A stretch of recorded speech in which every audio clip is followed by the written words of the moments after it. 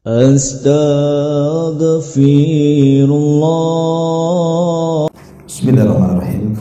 Assalamualaikum warahmatullahi wabarakatuh. Alhamdulillah wassalatu wassalamu ala rasulillah wa ala alihi wa sahbihi wa mawala wa la hawla wa la quwwata illa billahi wa ba'd. Alhamdulillah, segala puja dan pujian yang milik Allah subhanahu wa ta'ala. Salawat dan juga salam tetap ditahdiahkan kepada Rasul kita Nabi besar Muhammad sallallahu alaihi wasallam. Dan kajian kita tadi saya WA yang hubungi saya, siapa tadi itu? Iya. Kajian Arba'in Nawawi tapi tidak tahu nomor hadisnya. Jadi saya bingung juga jadinya. 10 Ustaz. Iya. Jadi nggak sempat baca. Oh gitu. Ya sudah, nanti kalau kajian berikutnya lagi.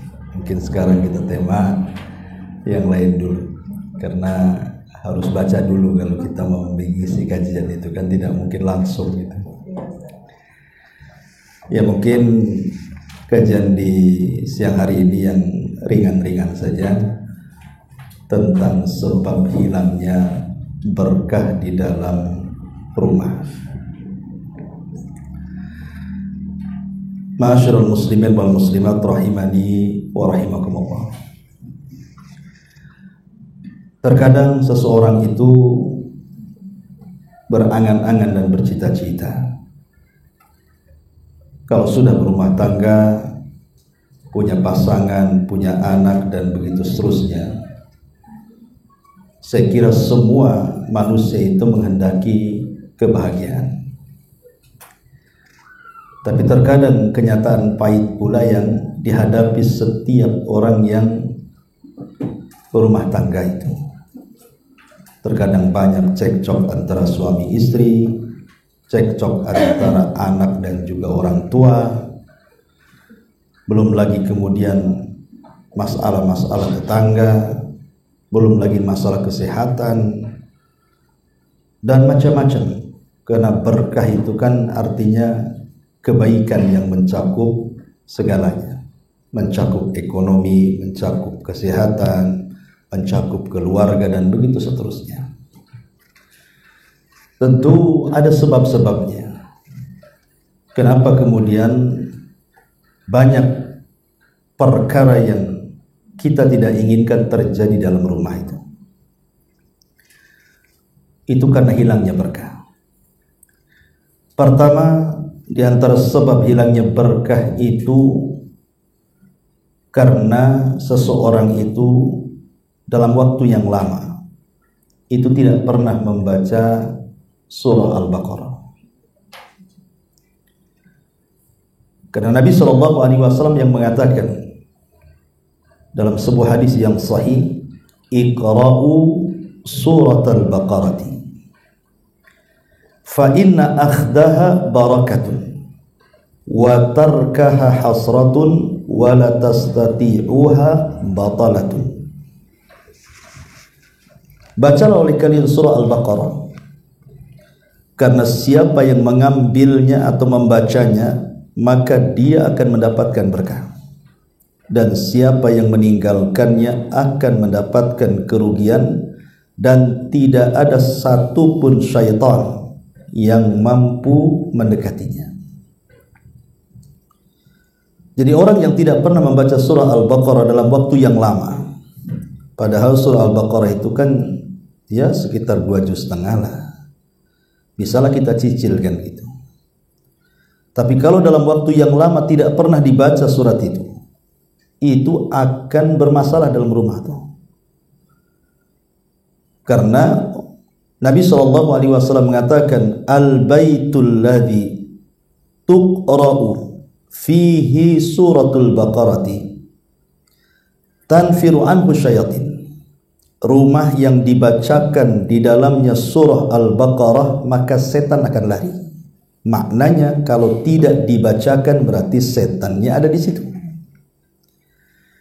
Dan yang membuat permasalahan dalam rumah itu banyak sekali masalah itu ya salah satunya adalah puncaknya dari setan.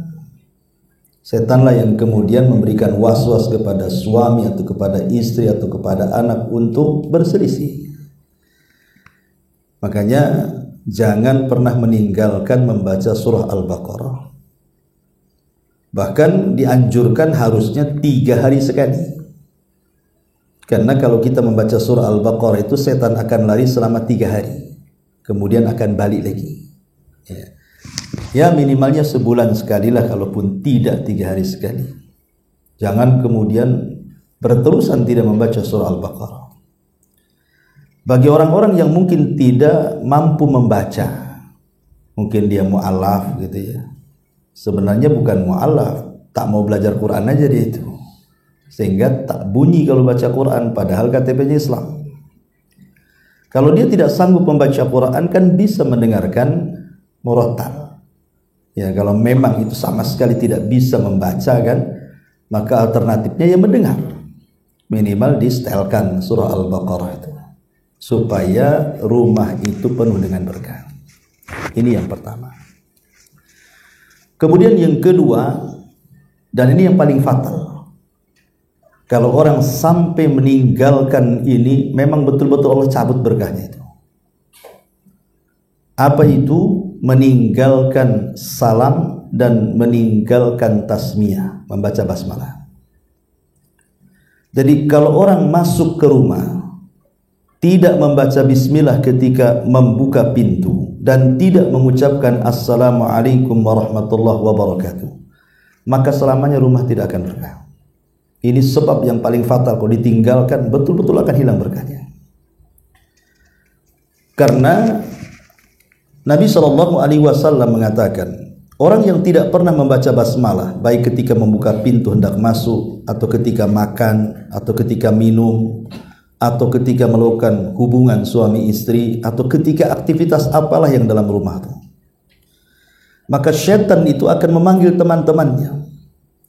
Sebagaimana hadis yang sahih, qala syaitanu li ashabihi, maka syaitan akan berbicara dengan kawan-kawannya. Di rumah ini ada mabit untuk kalian, ada tempat tinggal untuk kalian, dan juga ada asya untuk kalian. Asya itu artinya makan malam untuk kalian. Jadi kalau kita meninggalkan 2 perkara ini, tidak mengucapkan salam dan tidak membaca basmalah, dipastikan rumah itu banyak setannya. Karena setan itu mengajak kawan-kawannya masalahnya. Mengajak kawan-kawannya, akhirnya jadi ramai lah di rumah tuh. Cuman nggak nampak saja, kalau ditampakkan kita pula lari dari rumah. Tapi hakikatnya di rumah itu penuh dengan setan. Tetapi kata Nabi SAW, "Idza dakhala ar-rajulu al-baita thumma dzakara Allah." Apabila seseorang itu masuk ke dalam rumah kemudian dia mengingat Allah dengan baca basmalah, maka pemimpin setan mengatakan, la mabita lakum wala asya. Tidak ada tempat di sini untuk kalian dan tidak ada makan di sini untuk kalian. Tapi sebaliknya, kalau kita tidak baca basmalah, maka setan akan menginap dan ikut makan. Termasuk juga orang yang tidak mengucapkan salam. Makanya Nabi SAW mengatakan kepada Anas ibn Malik radhiyallahu an, pembantunya, ya Anas, idza dakhalta baitaka, kalau kau masuk ke rumahmu, fasallim ala ahli, maka ucapkan salam kepada keluargamu, takun barakatun laka wa li ahlika, maka salam yang kau lontarkan itu akan menjadi berkah bagi dirimu dan berkah bagi keluargamu. Ya, Ustaz, bagaimana kalau di rumah itu nggak ada orang? Nggak ada masalah. Ada orang atau tidak ada orang, tetap baca basmalah dan kita katakan assalamualaikum warahmatullahi wabarakatuh. Kenapa? Karena ada yang jawab. Siapa yang jawab? Malaikat yang di rumah itu.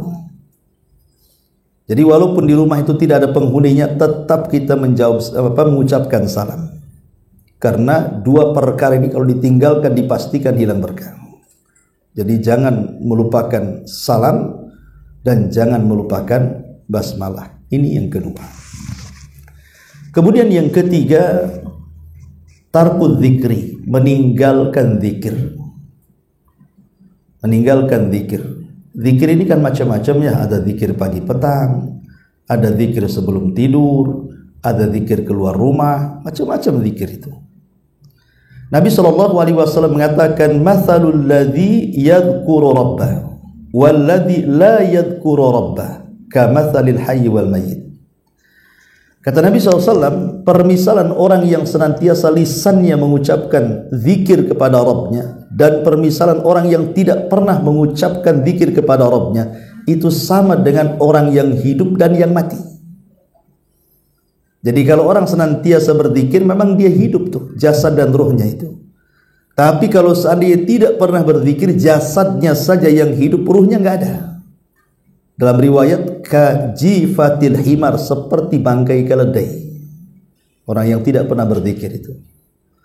Makanya biasakan berzikir, apalagi zikir pagi petang itu betul-betul bisa menjaga kita dari syaitan itu. Karena zikir pagi petang itu kalau kita baca itu isinya penuh dengan tauhid. Jadi permulaannya itu rata-rata dimulai dengan kalimat la ilaha illallah. Termasuk di situ ada ayat kursihnya, ada surah Al-Ikhlasnya, muawwidhatainnya, kemudian di situ juga ada sayyidul istighfarnya. Kan kalau kita baca kan lengkap tuh zikir pagi dan petang itu.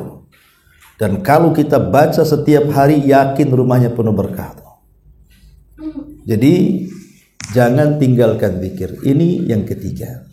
Kemudian yang keempat, rumah yang tidak akan diberkahi itu adalah rumah yang penuh dengan kezaliman dan kemaksiatan. Mungkin anak durhaka dengan orang tuanya, atau sebaliknya, bukan hanya anak durhaka kepada orang tua banyak juga yang durhaka kepada anaknya.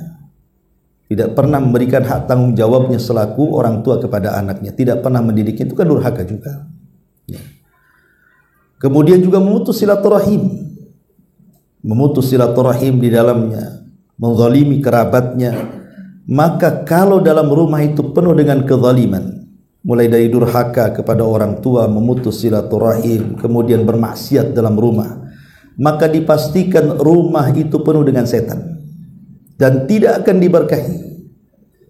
Makanya kurangi, artinya kalau tidak bisa dihilangkan gitu, maka dibiasakan berbuat baik supaya rumah itu penuh dengan berkah. Ini yang keempat. Yang kelima, memakan yang diharamkan Allah. Orang kalau seandainya memberi makan keluarganya dari harta yang diharamkan Allah Subhanahu wa taala, dipastikan tidak akan berkah. Karena Nabi SAW mengatakan, kullu lahmin nabatat min haram fan naru aulabi. Setiap daging yang tumbuh dari barang yang diharamkan Allah, maka nerakalah yang pantas untuk dia. Makanya hati-hati di dalam mencari nafkah itu, apalagi menghidupi anak istri, menghidupi keluarga. Cari yang halal walaupun sedikit, itu berkah daripada banyak kemudian hasil korupsi, hasil nyuri, hasil mengambil hak orang lain, maka dipastikan tidak akan berkah. Contoh yang sederhana saja, Anda bekerja 1 menit saja, jangan 1 jam, 1 menit saja kita telat, maka bayaran 1 menit itu haram dimakan dalam bekerja itu. Karena Rasul yang mengatakan al-muslimu ala syurutihim, seorang muslim itu sesuai dengan syarat-syarat yang ditentukan ketika dia kemudian melamar pekerjaan menjadi seorang pengajar, seorang guru, seorang buruh atau apa. Di situ kan ada aturan di situ. Masuk jam sekian, keluar jam sekian, inilah pekerjaannya, ini hak kalian. Kemudian hak yang punya PT-nya atau bosnya, kau digaji sekian. Artinya kan ada hak-hak yang sudah dibaca di situ. Ya, mulai dari jam kerja sampai apa pekerjaannya, kemudian timbal balik dari bosnya juga sekian gajinya. Deal kemudian disepakati, artinya berarti ketika disepakati itulah al-muslim ala syurutim. Seorang muslim harus memegang syarat-syaratnya itu. Kalau sampai terlalaikan umpamanya, sengaja umpamanya dia melalaikan, menelat-nelatkan umpamanya kan, hanya 1-2 menit, itu hasilnya haram. Apalagi kalau 1 jam. 1 jam berapa? Cuman masalahnya kadang-kadang para pekerja ini, dia kalau ditegur Umpamanya, ya jangan malas gitu kan. Ya kadang-kadang rajin, nanti malasnya datang lagi. Tapi giliran gajian tak mau pula dia dipotong gajinya tuh. Marah-marah dia, bisa demo tuh. Ya, jadi kadang-kadang dia hanya mampu menuntut haknya tapi tidak pernah melaksanakan kewajibannya. Lah kalau seandainya gambaran kecil ini saja kita tidak bisa melakukannya, berarti dari uang halal itu tercampur uang haram tuh di situ tuh. Kalau sampai termakan dengan keluarga kita, maka berkah akan dicabut itu. Makanya kenapa kemudian Nabi SAW sampai mempermisalkan seseorang yang compang-camping pakaiannya, kemudian aur-autan rambutnya penuh dengan debu, artinya dia miskin dan dia seorang musafir.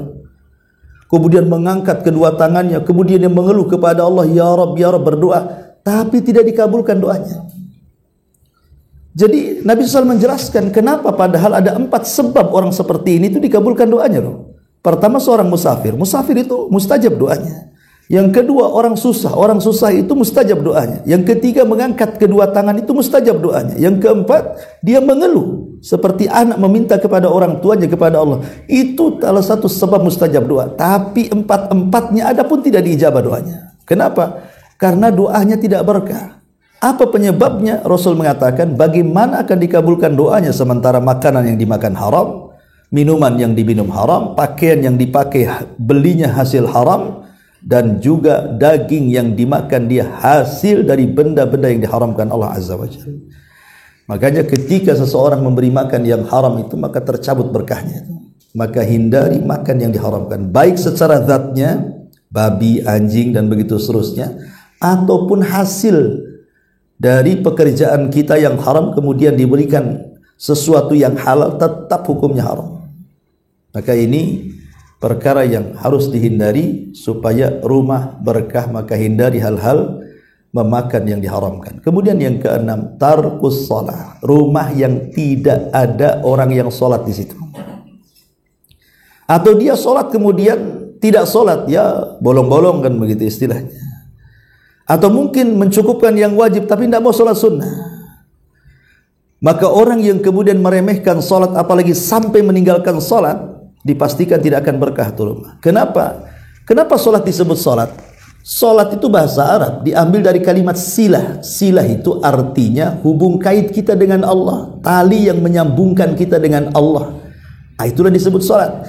Makanya sholat itu bagian dialog seorang hamba dengan Allah. Kita ini sedang berjumpa dengan Allah. Makanya Allah mengatakan, innaha lakabiratun illa alal khashiin alladzina yadhunnuna annahum mulaqu rabbihim. Salat itu sebenarnya ringan tapi menjadi berat ketika orang-orang itu tidak khusyuk. Siapa orang-orang yang khusyuk itu? Orang yang kemudian mereka yakin dalam salatnya sedang berjumpa dengan Allah. Jadi salat itu hakikatnya kita sedang berjumpa dengan Allah. Makanya pernah saya ceritakan kalau tidak salah dulu, ada seorang ibu itu menelpon salah satu ulama. Jadi ibu ini mengeluh soal kondisi anaknya. Sejak lahir, remaja, dewasa, sampai menginjak tua, ibunya pun sudah tua renta, hidupnya tidak pernah senang. Ada saja masalah. Di sekolah ada masalah, di tempat pekerjaan ada masalah, sampai akhirnya ketika sudah dewasa dia pun terkena stroke sampai terbaring dalam pembaringannya. Pokoknya kata ibunya ini ketika nelpon salah satu masyayikh itu, saya perhatikan anak saya tidak pernah bahagia dari kecil sampai dewasa katanya. Sampai sekarang terbaring sakit tidak bisa bangkit. Kemudian ibu ini coba mengatakan, apakah anak saya disihir? Ada yang menyihir sehingga hidupnya tidak pernah bahagia. Tapi kata syekh ini, dia mengatakan satu saja pertanyaan, apakah dia sholat? Jadi syekh ini bertanya kepada ibu, apakah dia sholat? Kemudian ibu ini mengatakan, tidak ya syekh, la yusalli abada, dia tidak pernah sholat selamanya katanya. Kata syekh, dia bukan terkena sihir, tapi itu penyebabnya, karena dia tidak pernah sholat. Bagaimana tidak akan bahagia kehidupannya orang yang meninggalkan sholat itu? Orang yang meninggalkan sholat itu terlaknat. Coba baru bangun tidur dia meninggalkan subuh, dilaknat oleh Allah. Nanti siang meninggalkan sholat duhur dilaknat lagi, sore meninggalkan asar dilaknat lagi, maghrib meninggalkan sholat dilaknat lagi, nanti isya meninggalkan sholat sebelum itu dilaknat lagi. Jadi mulai dari bangun sampai tidur dilaknat juga. Cuman akan hidupnya akan bahagia. Sementara sholat itu hubungan kita dengan Allah. Kalau talinya putus, bagaimana Allah akan menjaga kita? Oh, terputus talinya. Makanya kata para ulama, orang yang dicabut berkahnya itu ketika dalam rumah itu meninggalkan sholat. Maka jangan pernah tinggalkan sholat. Ya, ini yang keenam. Kemudian yang ketujuh, berkah hilang dalam rumah itu adalah malas.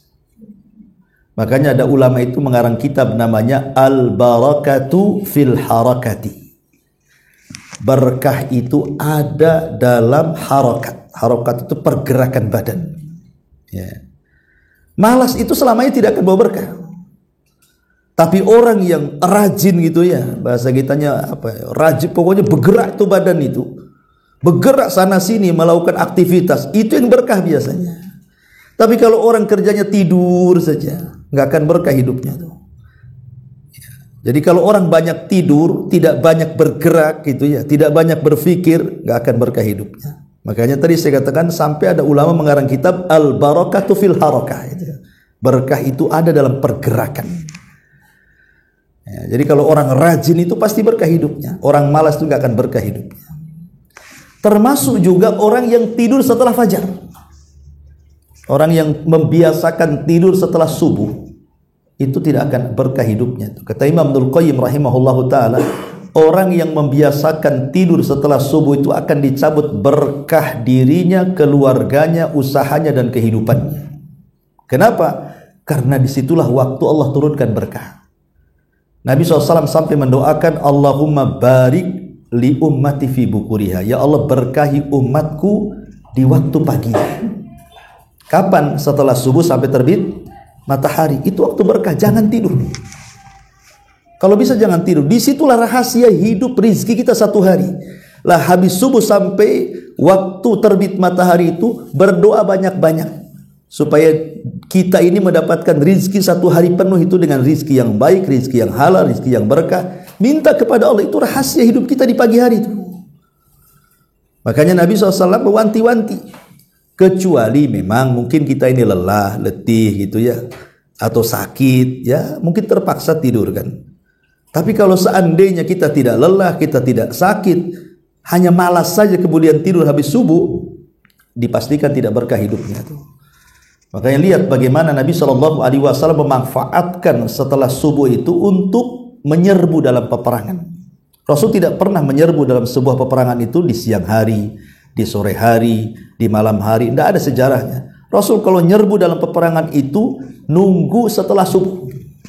Kenapa? Karena di situ ada angin, namanya angin soba. Kata Nabi SAW, nusirtu bis soba wa uhlikatil adu bid dabur. Aku ditolong dengan angin soba. Angin soba itu ada di pagi hari.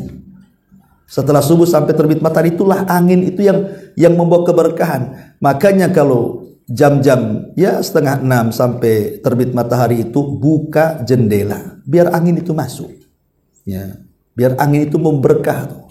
Lihat bagaimana kalau kita melihat tentang hadis-hadis bagaimana sahabiah, para wanita di zaman Rasul yang mereka sholat berjamaah bersama Rasul itu tidak akan kita dapati riwayat satu pun mereka sholat jamaah bersama Rasul itu di waktu zuhur, asar, isya, maghrib. Yang ada riwayat itu di waktu subuh. Para wanita di zaman Rasul itu ikut berjamaah di waktu subuh. Tapi di waktu-waktu yang tidak ada riwayatnya. Bukan berarti dilarang. Boleh melaksanakan jamaah wanita itu di semua waktu, sholat 5 waktu tentu dengan syarat-syarat. Tetapi maksud saya riwayat yang sampai kepada kita wanita-wanita di zaman Rasul ketika mereka sholat jamaah ke masjid itu hanya ada di waktu subuh. Kenapa di waktu subuh pertanyaannya? Ya, karena mereka untuk membiasakan dia tadi ingin mengambil manfaat angin soba dengan cara riyadhah, bergerak olahraga. Jalan kaki ke masjid kemudian pulang itu kan sehat jadinya. Makanya di antara berkah hilang dalam rumah itu adalah kebiasaan tidur setelah subuh. Maka tinggalkan ya, jangan sampai kita tukang tidur di situ. Kalaupun mau tidur setelah itulah. Setelah terbit matahari silahkan mau tidur. Tapi kalau bisa di jam-jam segitu jangan tidur. Bahkan kalau seandainya seseorang itu mau melakukan amal ibadah yang lebih daripada itu, contoh umpamanya habis sholat subuh, jangan beranjak dari tempatnya. Entah baca Quran, entah berzikir sampai matahari terbit, tunggu dia meninggi 1 tombak. Kemudian lakukan 2 rakaat syuruk di situ, 2 rakaat syuruk, salat syuruk namanya. Apa kata Rasul? Pahalanya sama dengan haji dan umrah secara sempurna. Ka hajjata wal umrah taman-taman kata Rasul. Pahalanya sama dengan haji dan umrah secara sempurna. Artinya kalau kita tidak bisa haji secara badan karena nggak ada uang gitu ya, atau umroh lah susah juga mungkin umroh tuh karena nggak ada uang, bisa kita ambil pahala dengan cara seperti itu. Nah ini juga termasuk yang bisa menghilangkan berkah adalah tidur setelah subuh. Kemudian juga yang bisa menghilangkan berkah adalah at-ta'ari. At-ta'ari itu artinya tidak menjaga aurat dalam rumah. Terkadang kita ini satu keluarga kan ada yang kumpul mungkin yang bukan mahramnya juga di situ, atau mungkin kerabat jauh gitu ya, entah dengan paman, entah dengan ponakan, entah dengan sepupu dan begitu seterusnya. Kadang kan satu rumah entah dia sedang bertandang, sedang bertamu. Terkadang kita ini tidak menjaga aurat, baik laki-laki dengan laki-laki atau perempuan dengan perempuan atau laki-laki kepada perempuan atau sebaliknya. Laki-laki kan ada batas auratnya juga antara pusar sampai betis. Itu ditutup tuh. Apalagi perempuan kan itu. Jadi ada batas-batas aurat. Jangan sampai kemudian kalau bagi perempuan mungkin ketat gitu ya. Ya memang berpakaian tapi nampak telanjang jadinya. Lah ini kalau sampai kemudian menampakkan aurat kata Rasul, la yang durur rajulu au ila auratir rajuli walal mar'atu ila auratil mar'ati. Tidak boleh seorang laki-laki memandang aurat laki-laki yang lainnya. Begitu juga wanita tidak boleh memandang aurat wanita yang lainnya. Tetapi berusaha untuk ditutup.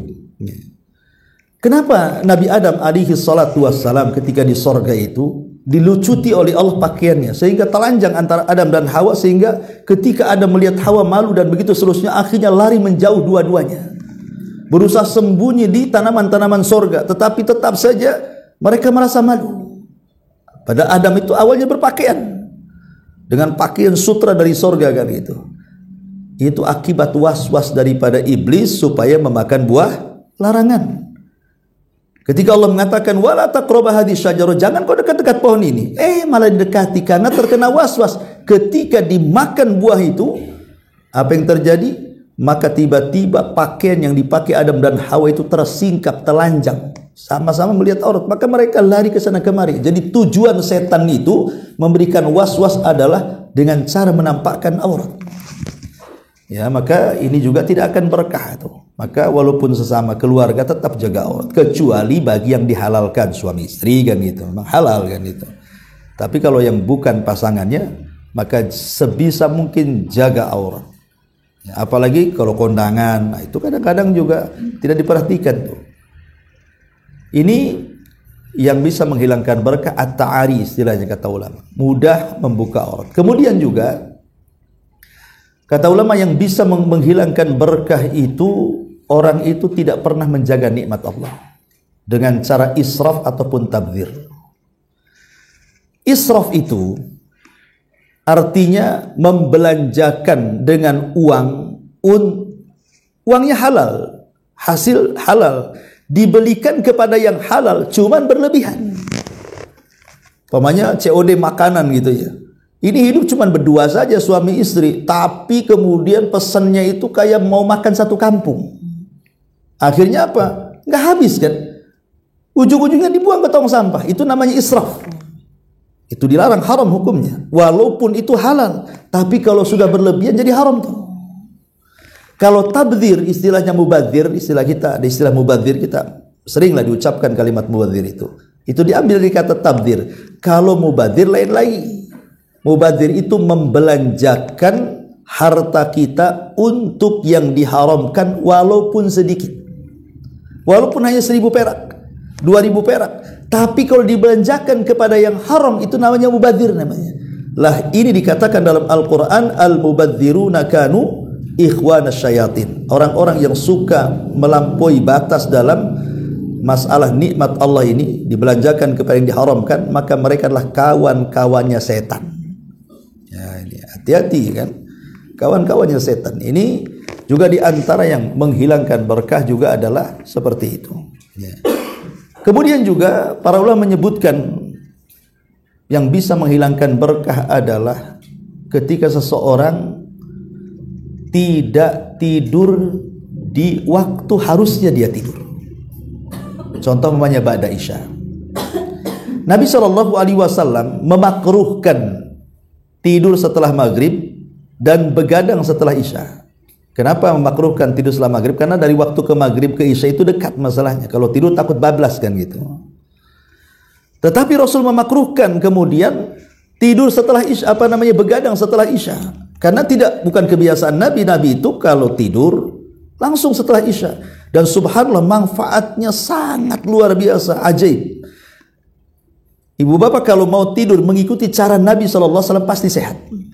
Pasti sehat. Ya. Karena itu sudah diteliti oleh pakar-pakar kesehatan gitu kan. Nabi itu kan tidur di 3 waktu.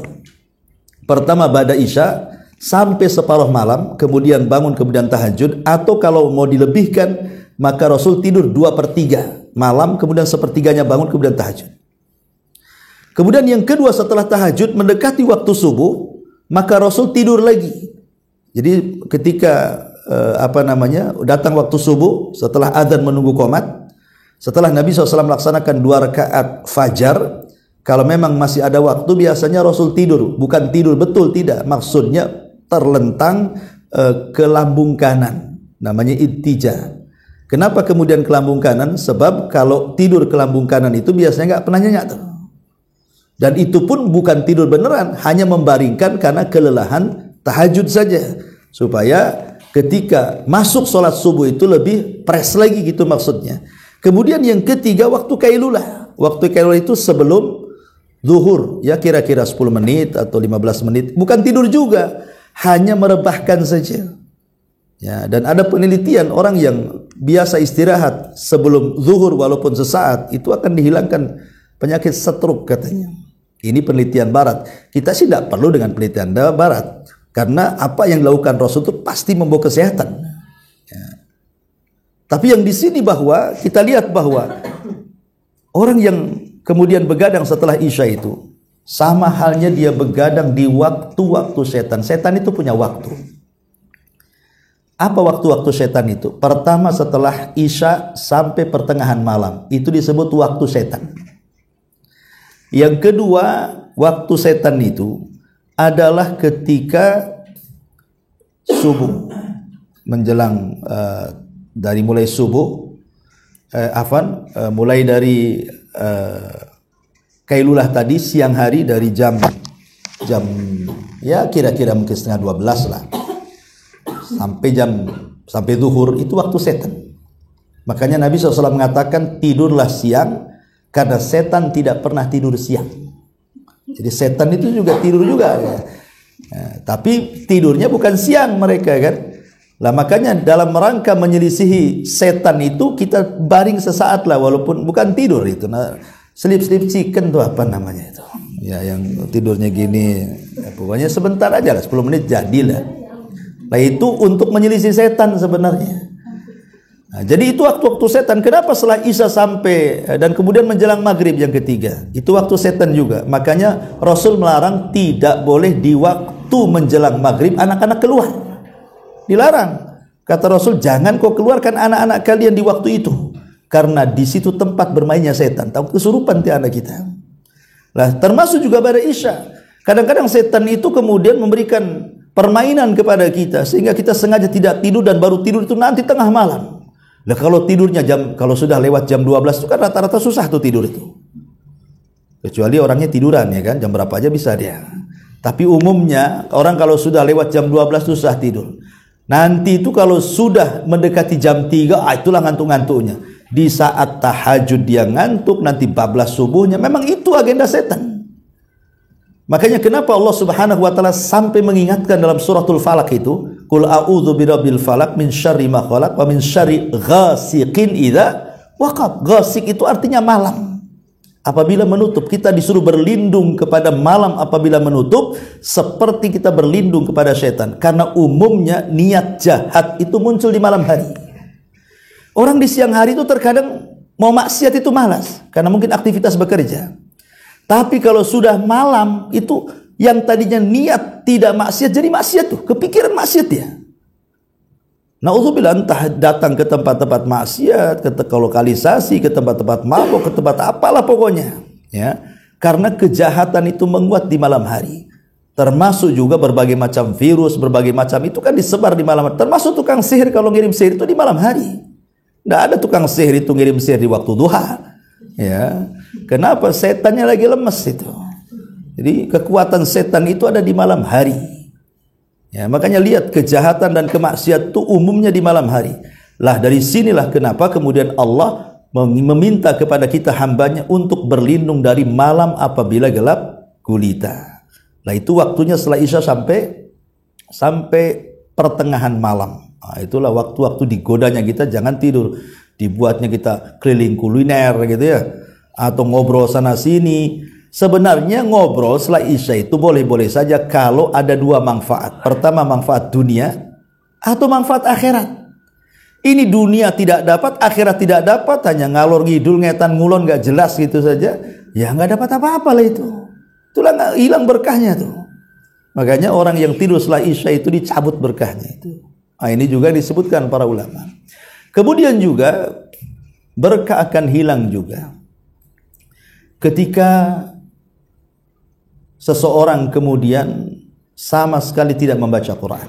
Kalau tadi yang pertama itu kan membaca surah Al-Baqarah. Ini sama sekali tidak baca Quran. Padahal dia seorang muslim tuh. Ya, kalaupun kita tidak bisa membaca Al-Quran, membaca surah Al-Baqarah gitu yang panjang 2,5 juz. Ya minimalnya surah-surah pendek jadilah kan gitu. Masa kita tidak membaca Al-Quran? Mungkin kalaupun tidak dibaca di luar ibadah, bacalah dalam ibadah sunnah. Dan kalau bisa jangan tinggalkan ibadah sunnah. Bagi laki-laki bukan ibadah wajib, sholat itu kan di masjid ya. Tapi juga disunnahkan kalau ibadah sunnah itu di rumah. Ya, sholat-sholat sunnah itu di rumah supaya berkah di situ. Karena Rasul yang melarang jangan kau jadikan rumah kalian seperti kuburan. Kuburan itu kan senyap, sepi gitu ya, angker. Nah, jangan pula rumah kita jadi kayak gitu, ndak baca Quran, ya ndak ada sholat sunnah di situ, ndak ada zikirnya. Maka rumah-rumah yang seperti ini dicabut berkahnya.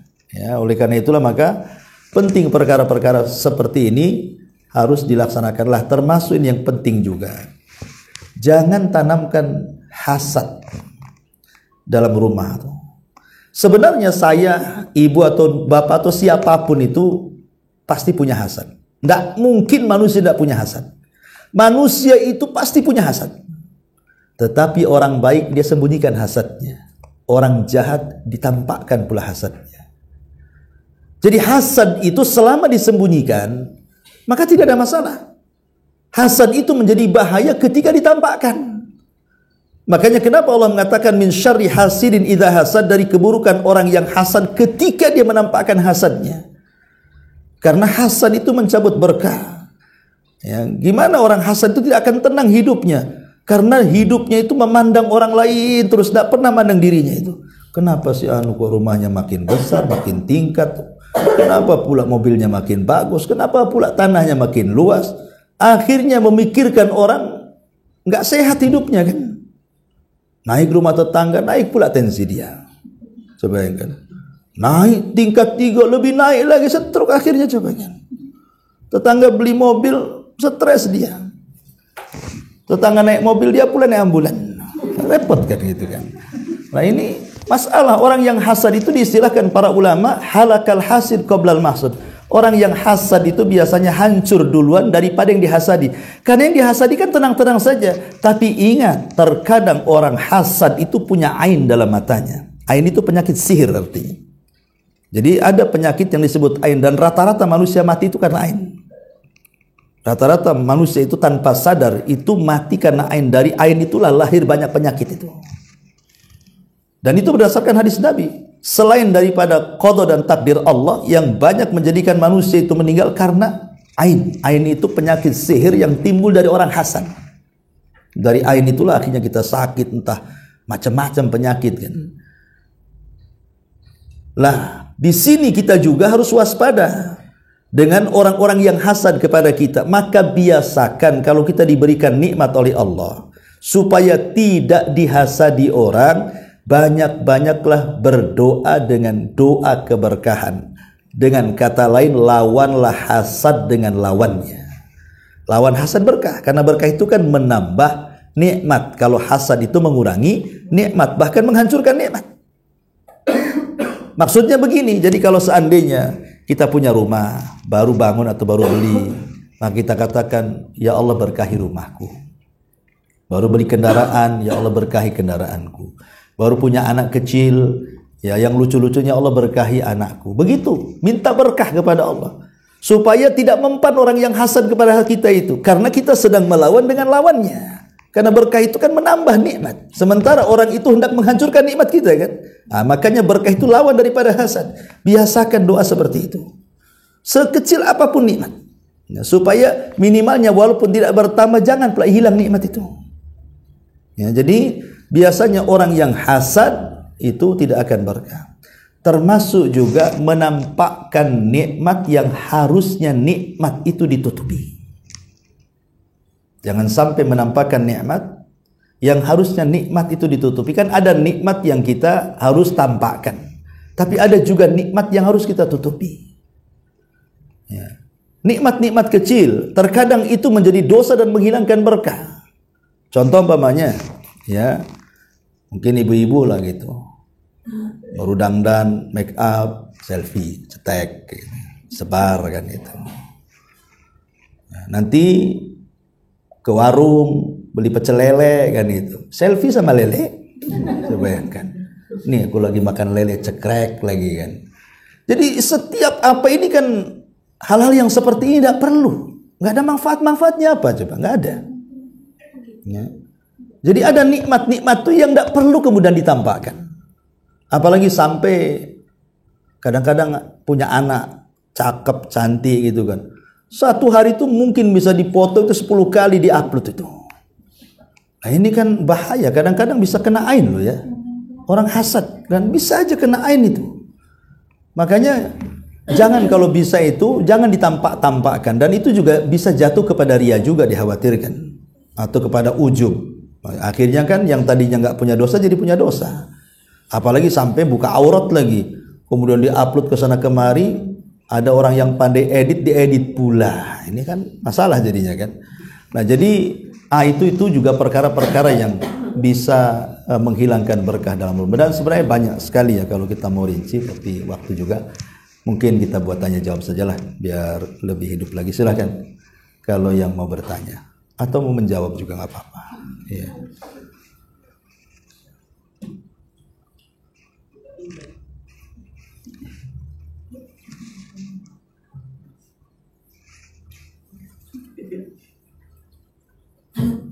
Ya. Waalaikumsalam warahmatullahi wabarakatuh. Saya mau nanya Pak Ustadz yang tadi nanti akan jadi ria gitu. Yeah. Karena kan sekarang kita kan udah dunianya medsos ya. Terus banyak orang-orang yang jadi kayak konten kreator gitu ya. Otomatis kayak dia jualan apa segala macam kan harus diposting gitu ya. Iya. Itu tergantung niat atau gimana dirinya? Terima kasih. Iya, alhamdulillah. Ya kalau ada manfaatnya dan mengikuti koridor syar'i sih tidak ada masalah. Umpamanya ibu jualan baju, ya secara otomatis kan harus ada live supaya, karena sekarang itu persis seperti sabda Rasul bahwa nanti di akhir zaman itu di antara tanda-tanda kiamat itu adalah yataqarabul aswaq, ketika pasar itu mulai berdekatan.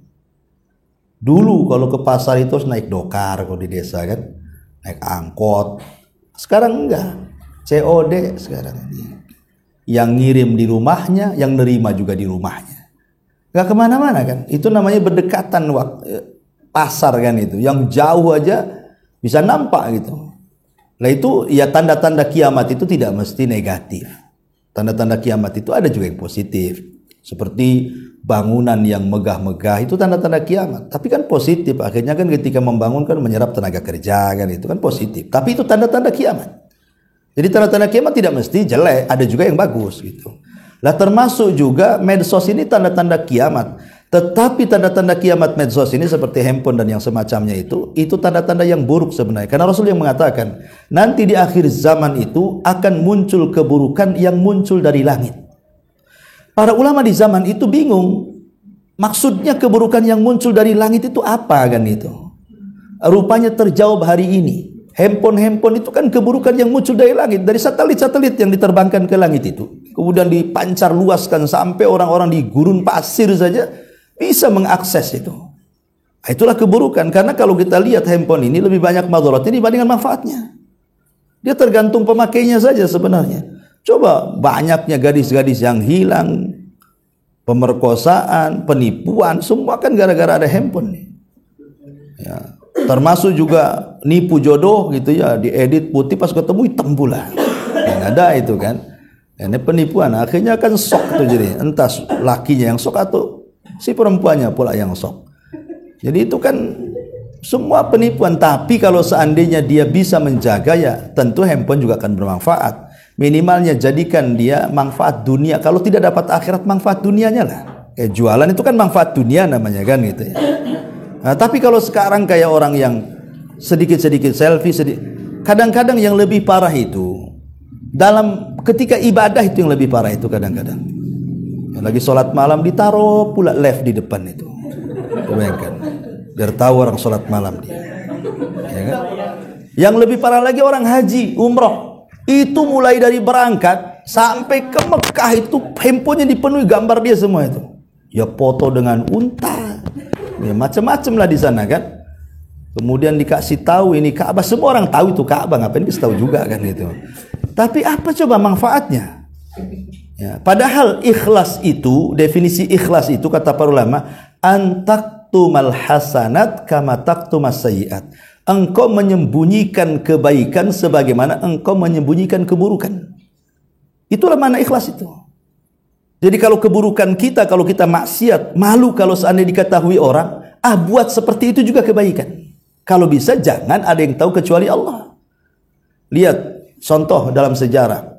Ada seorang tabi'i, seorang alim namanya Ali bin Husain ibn Ali bin Abi Thalib, cicit Nabi, putra daripada Husain. Itu satu-satunya yang hidup di Karbala. Semua anak Husain meninggal dunia, cuma satu yang hidup itu namanya Zainul Abidin, Ali bin Husain namanya.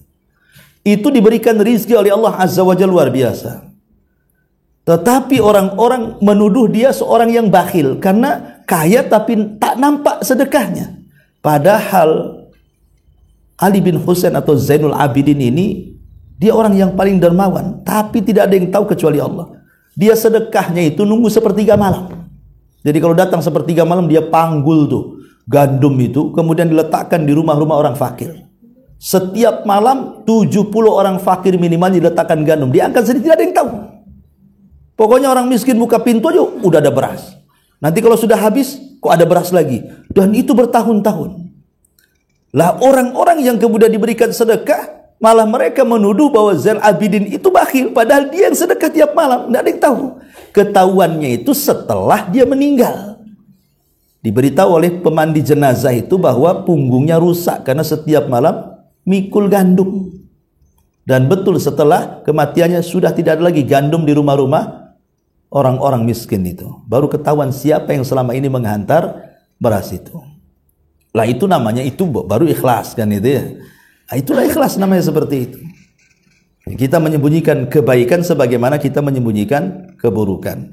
Tapi terkadang ada memang amal-amalan itu yang harus kita tampakkan hanya sekedar memberikan contoh. Supaya yang lain tergerak, kita kasih contoh sedekah umpamanya kan. Umpamanya di WA nih, grup WA. Ini ada bantuan untuk masjid, untuk ini, untuk ini. Nah, biar tergerak yang lainnya, ya sudahlah, saya nyumbang sekian. Setelah kita ditulis, berudul yang lainnya ikut nyumbang. Gitu. Nah, itu tidak ada masalah. Ya, tetapi kalau tujuannya ria, itu yang tak boleh. Karena biasanya ujian keikhlasan itu terkadang itu teruji setelah bertahun-tahun. Orang sudah 20 tahun ikhlas, kadang-kadang jadi ria loh. Umpamanya begini contohnya. Anda nyumbang ke sekolah saya, ke pesantren saya, sudah 20 tahun.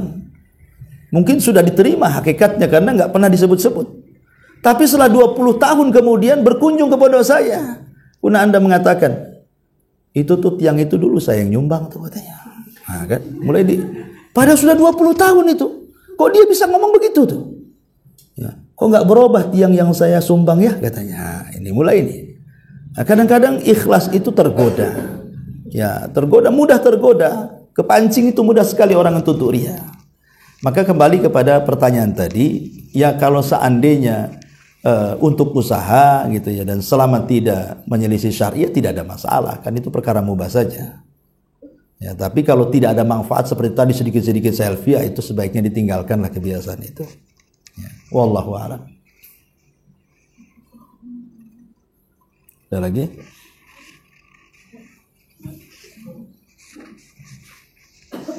Ya. Waalaikumsalam. Ini menyambung pertanyaan itu tadi, kaitannya dengan air. Kadang-kadang fenomena sekarang itu apa ya? Mungkin katakanlah mensyukuri gitu atau seperti apa. Jadi banyaklah fenomena ini di kita aja lah, di kita pribadi kadang-kadang. Misalnya ada kegiatan apa gitu kan, terus kita upload gitu kan. Ada mungkin perasaan kita ya mungkin tujuannya bukan untuk tujuan negatif mungkin gitu Ustaz ya, tujuannya mungkin mensyukuri. Nah tapi ya itu tadi mungkin dari maksud kita tujuannya mensyukuri nikmat, tapi mungkin pendapat orang lain atau seperti Ustaz katakan tadi, ada orang yang matanya menengok itu tidak apa Ustaz, tidak senang sehingga timbul ain. Pertanyaan anak, sebaiknya Ustaz, bagaimana menghindari ya? Di satu sisi kita pengen dikatakan mau eksis mungkin tidak. Nah, tapi di sisi lain ya kita dipengaruhi yang katakan tadi dengan ain ini berat, nggak main-main kan seperti itu. Iya, ya tentu kalau kita mau ideal-ideal ya nggak usah dibuatkan gitu ya, ikhlas-ikhlas saja ya. Soalnya nggak diupload pun rezeki nggak akan kemana kan itu. Kalau mau tawakal dan mencari cara yang lain kan gitu. Tapi sekarang ini dunia medsos itu kadang-kadang ya seperti itu. Takutnya kebablasan saja sebenarnya. Kebablasan itu yang jadi masalah. Kadang-kadang kan sekarang ini dunia edit juga banyak gitu. Nanti diambil, diedit, jadi yang tadinya cantik jadi jelek, yang tadinya jelek pula cantik sekali. Nah, dibalik-balik atau dibuat untuk penipuan. Jadi kembali ke niat kita. Tapi kalau memang masalah ain ini sangat bahaya, memang tidak perlulah. Sebenarnya seperti itu, tidak perlu. Ya, tapi kalau ada manfaat dunianya ya, manfaat dunianya apa? Itu saja sih. Dalam setiap masalah itu Islam itu selalu mengutamakan dua perkara. Pertama, masalah madharat, yang kedua masalah maslahat. Gitu loh. Ditimbang tuh dua-duanya tuh. Kalau madharatnya lebih besar tinggalkan. Kalau maslahatnya lebih besar lakukan. Kalau maslahat dan madharatnya seimbang tinggalkan. Karena disebut sadu dariah namanya, sedia payung sebelum hujan bahasanya. Kan begitu tuh. Jadi kalau maslahatnya sama dengan dakwah. Kalau kita ini mendakwai orang, jangan sampai kemudian mendatangkan kemungkaran dari dakwah kita. Umpamanya ada orang mabok nih, dia lagi pegang botol. Kemudian kita samperi, kita ceramahi. Kira-kira botol dia melayang nggak ke kepala kita tuh. Ya. Kan kita harus mikir dulu tuh maslahatnya. Nah, kalau saya kemudian ada masalahnya mendakwai orang mabuk, tapi madharatnya dipukul pula botol ke kepala kita. Lah itu namanya menimbang maslahat dan madharat namanya tuh. Jadi setiap perbuatan apapun, bukan masalah yang ibu contohkan saja, ya, timbanglah maslahat madharatnya. Madharatnya apa, maslahatnya apa, gitu maksudnya. Kalau lebih banyak maslahatnya tidak apa-apa. Tapi kalau lebih banyak madharatnya sebaiknya tidak usah. Bahkan yang seimbang 50% maslahat 50% madharat saja kata ulama lebih baik ditinggalkan. Jadi intinya boleh dilakukan kalau maslahatnya lebih besar gitu maksudnya. Nah, itu saja sih jawaban umumnya. Wallahu a'lam. Iya. Silakan. Waalaikumsalam. Dari paparan mengenai berkah tadi kayaknya 29% nggak dapat ini. Terutama ini Ustaz, yang saya paling berbahaya itu terkait dengan waktu kerja. Oke. Jadi kan kita kan di kontrak itu kerjanya satu hari kan 7 atau 8 jam. Oke. Dan itu kita harus bekerja sesuai dengan SOP. kontrak SOP. Yeah. Nah, yang jadi aktualnya itu, yang terutama saya pribadi yang saya lakukan, banyak hal yang saya lakukan itu curang Ustaz, terhadap waktu. Kalau misalnya terlambat atau misalnya telat atau apa, iya potong gaji. Nah, itu kan yang nampak Ustaz. Yang tak nampak ini yang berbahaya Ustaz. Contoh misalnya 5 menit saya keluar mungkin makan atau merokok kan tuh seharusnya waktu itu bekerja kan Ustaz. Nah itu kan, itu bagaimana Ustaz? Ya itu tergantung bosnya lah, minta izin. Maksudnya tadi mencuri waktunya. Saya enggak bahas masalah ngerokoknya apa enggak. Maksudnya mencuri waktunya tadi. Iya. Ya kalau memang ada kesepakatan dengan bosnya, ya enggak ada masalah. Masalahnya kalau bosnya tak sepakat itu yang jadi masalah, itulah jadi haram. Tuh. Karena ketidaksepakatan itu akhirnya keluar dari SOP dan keluar daripada syarat yang disyaratkan tadi. Ya makanya keburukan itu kalau tidak bisa ditinggalkan 100% itu ya kurangi gitu. Yang biasa sejam lah jadilah 5 menit gitu kan. Kan sedikit kan kadang-kadang menghindar kemungkaran itu kalau totalitas kan agak sulit tuh. Tapi kan kemungkaran itu kalau tidak bisa dihilangkan sepenuhnya ya dikurangilah pelan-pelan. Insya Allah lah. Karena biasanya yang takut kepada dosa itu karena dia tahu akibatnya. Orang yang tidak tahu akibat dosa itu dia tidak akan takut dengan dosa. Itu saja sih masalahnya. Ya. Wallah, dan itu paling banyak sih sebenarnya ya. Jangankan itu, contoh umpamanya seseorang memberikan hadiah. Hadiah karena sebuah pekerjaan. Hadiah ini kan ada yang dibolehkan, ada yang tidak. Kalau pekerjaannya itu maksudnya dia seorang guru, tapi mungkin disuruh buat paspor, kemudian dapat uang fee, tidak ada masalah hadiah, karena dia punya jasa sudah buat paspor kan. Tapi kalau seandainya dia guru sudah digaji oleh sekolahan, kemudian dapat fee dari wali murid, sekolah tidak tahu, itu namanya hadiah khianat. Disebut hadiah karena pembelian wali murid, khianat karena sekolah tak tahu. Tidak boleh diterima. Kecuali kalau dari pihak sekolahan mengatakan boleh kalian terima hadiah dari wali murid, itu sudah boleh karena dari pihak sekolah membolehkan, dan itu berlaku pada semua pekerjaan. Cuman masalahnya kan kita ini sudah masuk ke lingkaran setan. Kalau nggak ngasih fee itu kadang-kadang nggak jalan proyek itu kan gitu ya. Itu ya repotnya sekarang ini. Ya. Wallahu alam. Ya mudah-mudahan banyak istighfar aja lah kita. Iya.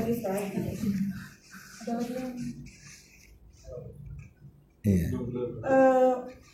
Kadang-kadang Ustaz yang secara awam itu kalau berkah itu kan mungkin sulit untuk nampak secara visual. Iya. Kadang macam kita misalnya masuk ke rumah yang katakanlah ya bukan muslim tapi orang muslim juga, tapi kita tahu gitu ya, misalnya tidak tegak di sana yang Ustaz sampaikan tadi, misalnya sholatnya, tapi terlihat di rumahnya itu kan wah kayaknya bersinar apa segala macam. Nah kalau orang awam itu kadang-kadang kan menilainya ya rumahnya tetap ada rohnya, ada percaya, jadi sehingga hal-hal yang tadi Ustaz sampaikan tadi katakan bertolak belakang. Nah jadi kadang-kadang seperti itu gambaran orang awam Ustaz. Nah itu bagaimana ya bisa? Iya, ada hadis Nabi SAW mengatakan bahwa Allah Subhanahu wa taala terkadang memberikan nikmat itu kepada seseorang di atas kemaksiatan yang dicintainya. Ketahuilah itulah istidraj. Jadi Rasul mengistilahkan kalau ada orang yang ahli maksiat tapi badannya sehat, uangnya banyak, usahanya lancar, perkaranya dimudahkan, dunianya dibentangkan, itu bukan barokah, itu namanya istidraj. Istidraj itu sengaja diulur-ulur waktu aja, itu kayak layangan, tarik ulur saja itu. Nanti pada waktunya Allah akan kirim tahap. Kita tidak tahu, entah ketika kematiannya dipersulit, harusnya mungkin sebentar mati, dibuat koma berbulan-bulan, naudzubillah kan, atau dibuat nanti setelah tuanya dia sakit, dilamakan pula sakitnya ngerepotkan dia dan orang lain. Entah kemudian nanti suatu ketika akan dipersulit dengan perkara yang tak terduga oleh dia. Banyak nanti perkara itu. Nama istidraj itu tidak akan lama. Lain dengan berkah. Kalau berkah itu akan lama. Makanya saya contohkan dulu, kan pernah saya contohkan itu. Apa sih berkah itu? Berkah itu sama dengan anjing sama kambing. Kenapa saya contohkan anjing dengan kambing? Secara jumlah ya. Populasi anjing itu jarang disembelih, tapi makin sedikit. Tapi populasi kambing walaupun disembelih tiap hari oleh yang akekah, oleh yang jual sate Madura, orang yang walimahan, nanti Idul Adha lagi ribuan kambing disembelih, kok populasinya tak habis-habis? Itu masalahnya itu. Ah, itulah berkah. Disembelih kok tak habis-habis. Anjing itu ndak ada orang akekahan. Berapa anjing? Nggak ada yang mau makan tuh. Ya. Tapi kok hilang tuh anjing itu? Tak banyak orang anjing itu. Apalagi mungkin di situ ada anjing, terutama banyak orang muslim, hilang sendiri anjing itu. Rupanya rahasianya karena kalau Allah Subhanahu wa taala menurunkan berkah di pagi hari itu, kambing itu bangun. Tapi kalau anjing itu tidur. Kenapa? Karena kambing di malam hari dia sesuai dengan SOP, dia tidur dia. Ya. Waktunya tidur. Nggak ada kambing kelayapan malam-malam tuh. Coba pernah lihat kambing kelayapan malam? Kecuali kambing yang lari kan. Rata-rata kambing tidur, kambing itu nggak ada yang lari. Lain dengan anjing. Anjing tuh kemana-mana, ke Nagoya, ke Jodoh, kemana-mana tuh anjing itu. Di mana-mana ada anjing malam-malam. Karena nggak pernah tidur anjing itu malam. Tidurnya subuh. Nah, kalau kambing bangunnya subuh. Ah, tergantung lah. Anda ini mau jadi anjing ke kambing. Bukan maksud saya itu. Ini percontohan. Karena kambing itu bangun di pagi yang waktu berkah turun, makanya populasinya tidak pernah habis. Kenapa? Itulah binatang berkah namanya. Nggak habis-habis. Itulah arti berkah, nggak habis-habis kebaikannya itu. Walaupun sedikit itu rasanya cukup aja. Kok anak saya itu kayaknya nggak pernah sakit, alhamdulillah gitu ya. Nggak durhaka sama orang tuanya, cerdas, enak dipandang, nurut. Ini si kaya ini, aduh udah kena narkoba anaknya, pergaulan bebas, nggak pernah balik gitu kan. Macem-macem, durhaka, kasar, itulah nggak berkah hidupnya tuh. Kaya tapi di satu sisi, di sisi lain pula dia disusahkan dengan anaknya. Disusahkan dengan penyakitnya, disusahkan dengan perusahaan, macam-macam itu. Nah itulah makanya hidup berkah itu lebih tenang sebenarnya. Makanya sebenarnya kan kebahagiaan itu bukan ada di harta, ada di hati sebenarnya. Kalau hati lapang, rumah sempit itu jadi lapang. Dan kita bisa rasakan kok ya. Kalau lagi sumpek hati itu, walaupun rumah megah-megahnya itu kayaknya nggak suka tinggal di rumah, maunya keluar. Istri yang cantik kayak setan. Itu kalau lagi sumpek kan, lagi nggak suka sama istri itu, saat cantik udah make up pun tetap aja nggak suka nengok dia. Kayaknya geram kali nengok dia kan. Tapi coba kalau lapang itu, rumah sempit jadi lapang, nggak mau keluar dari situ. Lah itu sebenarnya sih ketenangan di situ. Itulah makna berkah. Berkah itulah ketika Allah titipkan dalam hati kita itu sehingga bahagia hidupnya. Nah, cuman kan ya kita tidak mengingkari harta juga penyebab orang bahagia. Tapi kan bukan segala-galanya. Ya, jabatan juga adalah nyumbang kebahagiaan, tapi juga bukan segala-galanya. Karena kebahagiaan itu bukan di situ, tapi dalam hati sebenarnya kan itu. Dan kita juga bisa rasakan, saya juga merasakan kalau lagi hati lagi lapang gitu kan, kayaknya enak hidup itu. Apalagi badan sehat, cukup makan, kemudian juga tidak ada masalah di luar, itu kayaknya plong itu. Tapi kalau kita bangun pagi udah sakit pinggang, itu berkasih pinggang udah stres kita. Terutama kalau sudah usia-usia ada 40 ke atas itu udah terasa tuh. Ya, terasa dengan, karena satu sisi usia 40 tahun itu nikmat disempurnakan oleh Allah. Karena biasanya usia 40 tahun itu kan biasanya sudah punya anak. udah punya istri, udah punya pekerjaan. Jadi sebagian nikmat Allah itu diberikan kepada kita. Tapi di sisi lain di usia itu pula nikmat dikurangi. Ya kan, mata mulai rabun kecuali nengok uang merah gitu kan. Gitu. Telinga sudah mulai agak ini budak kan gitu. Mulai itu uban udah mulai berdiri 1, 2, 3, 4 dan begitu seterusnya. Lah disinilah makanya pentingnya kita ini meminta berkah supaya hidupnya tenang dan senang gitu. Itulah berkah, wallahu a'lam. Ya, saya kira cukup ya. Kita sampai di sini. Subhanallah bihamdika asyhadu an la ilaha illa anta astaghfiruka wa atubu ilaik. Allahu ta'ala alam. Assalamualaikum warahmatullahi wabarakatuh.